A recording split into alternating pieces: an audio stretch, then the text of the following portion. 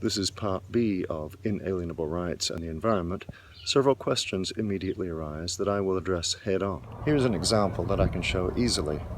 This is a typical day in Los Angeles, slightly foggy. And this is how I remember it as a teenager in the 60s, when LA was famous for its photochemical smog caused by cars that did not thoroughly burn their fuel. My lungs would ache and the tourists were horrified. The sky is much cleaner now, largely because all new cars have a catalytic converter and lots of gadgets in the engine.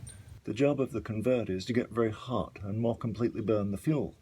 Unfortunately, that makes it dangerous to park my car over a patch of dry weeds. All the extra gadgets in the engine, unfortunately, make it difficult for me to do my own auto maintenance. My children have never known anything different, and they simply accept that cars cost a small fortune. I'm sure that only 1 in a million of us has taken the time to understand all this hardware. And I'm sure that only those of my generation and before can remember buying a simple usable car for $50 without all of this extra high-tech equipment. Teenagers love to build their own hot rods from scrounged parts. Today, manufacturers are required not by market forces, but by government edict to build them this way.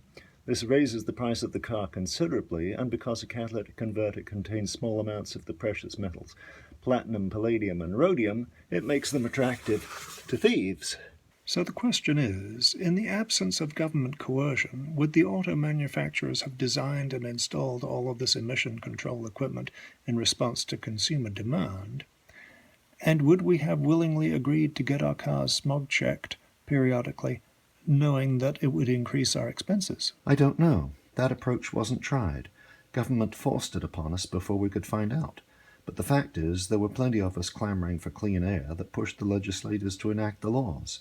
Could the same clamoring have encouraged us as consumers to do it via private agreements? I don't see why not.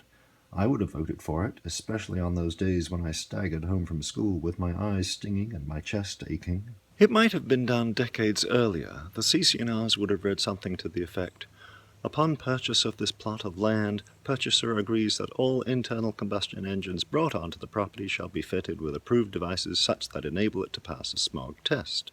Such test to be administered by such and such authorized agencies, or whatever legalese would keep the lawyers happy. Possibly the equivalent of what exists today, possibly with tighter restrictions, or perhaps looser. There's only one way to find out." The point is, in the ideal society, you never force anyone to do anything, even something he might have wanted to do anyway. By telling him he has to do it, like it or not, under threat of punishment, as is done today, you are violating his rights. So that approach is out. There is no honest way to advocate such coercion. Next issue. Assuming any and all environmental restrictions were enacted by private agreements, as I've just described, it would most likely be done at the local level. I have a couple of hundred neighbors here, so this little corner of the world wouldn't be making any smog. But what about the people over there? Suppose they had looser agreements, or none at all, and they were pumping out clouds of poisonous gas, which promptly drifted over here. What recourse would I have? Could I claim that they were poisoning me? Could I claim that they were interfering with the quiet enjoyment of my land? Could I claim that they were violating my rights? Well, back in the 50s, only a few people thought that smog was harmful, so a lawsuit then would have gone nowhere. But I might have legal standing today. But let's consider the release of carbon dioxide. It's invisible, it doesn't make my eyes sting or my lungs ache, and it can only be detected by special equipment. And let's suppose that my neighbors and I believed that even a small increase of carbon dioxide in the atmosphere threatens the global climate, and we had managed to reduce our emissions to acceptable levels. But not the people over there.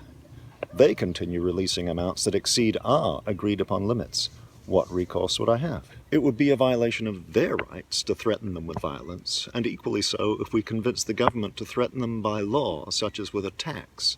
So, as I've said, that approach is out. What can I do? Persuade them with the facts, just as we were persuaded. Assuming the facts are persuasive, of course. This would require demonstrating to them that the danger is real, that their release of carbon dioxide is indisputably altering the climate, or at least the risk of it is unacceptable, and that it would make life less pleasant for everyone and possibly threaten us all with extinction. Are the claims convincing, or are we being fooled? That's what we need to figure out. But let's keep going. Next big issue. Let's assume we have the ideal society. All property is privately owned and all restrictions on emissions are enforced by private agreements all across our country. What about the people on the other side of the big pond? The people on the other side of the world. They are polluting the ocean and atmosphere like crazy, and they don't have any restrictions, private or coercive. And their emissions float all around the world and affect everyone. What can we do? What is being done today is to convince their governments to enact coercive restrictions, which means bigger governments and more taxes for them, which is the exact opposite of what I'm advocating. What should we do? Take the moral high ground and lead by example.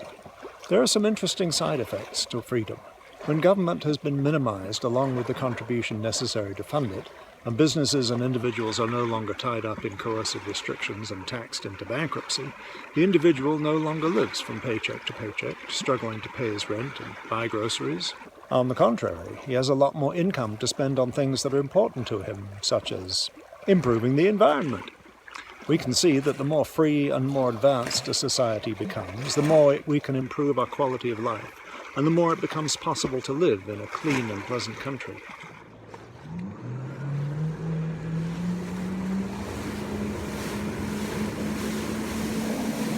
It's easy to see this. All we have to do is compare all the countries. The freer ones are generally more beautiful, and the backward ones, well, not so much. What I hope you got from this video is that the peaceful solution to all environmental problems ultimately rests upon the respect for inalienable rights. So if you want to die off, go ahead, knock yourself out. As for me, I plan to stay here and enjoy life on this planet for as long as possible.